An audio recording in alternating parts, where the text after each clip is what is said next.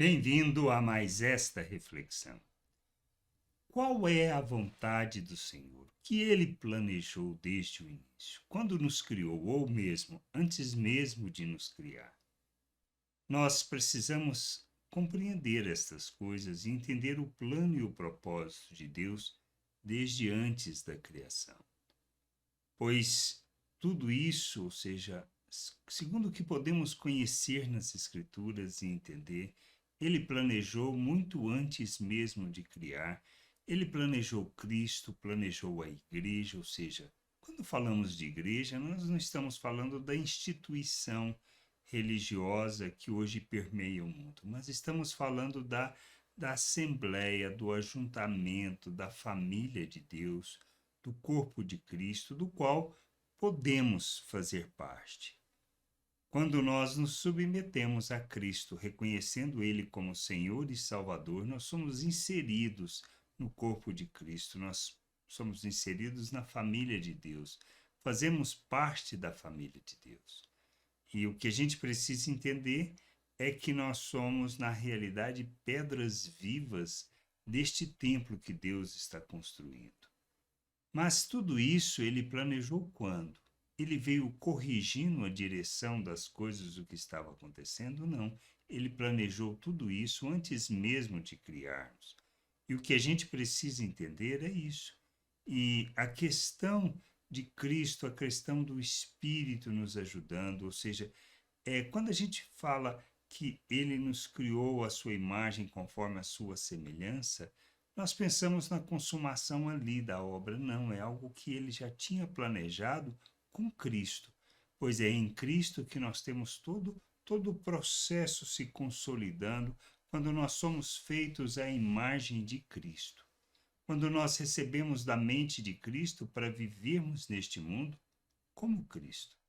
É isto que a gente precisa entender, pois é através do Espírito que nós somos conduzidos à vontade de Deus, somos ajudados nessa jornada, somos unidos com o nosso Deus. A gente precisa ter este entendimento e esta compreensão para andarmos neste mundo como filhos de Deus. E lá em Ezequiel, para vermos que é algo que está no Antigo Testamento, diz assim, no capítulo 36, versículo 26 e 27. Eu lhes darei um coração novo e porei dentro de vocês um espírito novo. Tirarei de vocês o coração de pedra e lhes darei um coração de carne. Porei dentro de vocês o meu espírito e farei com que andem nos meus estatutos, guardem e observem os meus juízos. O Espírito Santo é uma promessa de Deus, como Pedro fala justamente no dia de Pentecoste. O Espírito nos ajuda na jornada. Nós o recebemos quando nós nos submetemos a Cristo, quando o reconhecemos como Senhor e Salvador de nossas vidas. O que a gente precisa ter entendimento é que nós não estamos falando de uma divindade aonde nós temos que agradar, fazer as coisas que agradam a Ele para que Ele nos abençoe. Nós somos chamados não para viver esta relação, mas para fazermos parte do corpo de Cristo, para sermos um com o nosso Deus. A obra de Cristo naquela cruz, em nosso favor, por causa da graça de Deus, nós recebemos na sua morte o perdão dos pecados, na sua ressurreição a nossa justificação. Ao nos submetermos arrependidos de vivermos uma vida separada de Deus, longe de Deus, nós somos, na realidade, abençoados com esta oferta de Cristo, de maneira que alcançamos o perdão, a justificação e somos colocados na presença de Deus, somos reconciliados com o nosso Deus, nós recebemos do Espírito de Deus, do Espírito Santo, que nos ajuda na jornada, que nos faz lembrar de todas as palavras de Cristo, que nos conduz ao entendimento de como devemos viver. pois não se trata de uma religião, não se trata de religiosidade, mas se trata de vivermos o reino de Deus na terra, de andarmos segundo a justiça, de andarmos segundo os juízos, ou seja, os ensinos de nosso Deus. Ele nos chama para vivermos segundo os valores eternos do seu reino e nos dá do seu Espírito que nos capacita para fazermos essa jornada. No novo nascimento, ou seja, quando nós nos submetemos a Cristo, nós recebemos do Espírito, mas tem mais que a gente precisa entender. Somos feito um novo ser, uma nova criatura, um ser espiritual.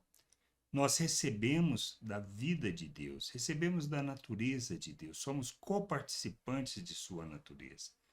Somos capacitados para rejeitar as paixões humanas, ou seja, o viver segundo a maneira de pensar do mundo, para vivermos conforme a vontade de Deus, expressando o reino, expressando a sua glória, revelando a sua glória neste mundo. Por isso, a santificação é um processo em que nós, após nos submetermos a Cristo, nós iniciamos. Mas é um processo, não é para nós nos aproximarmos mais de Deus.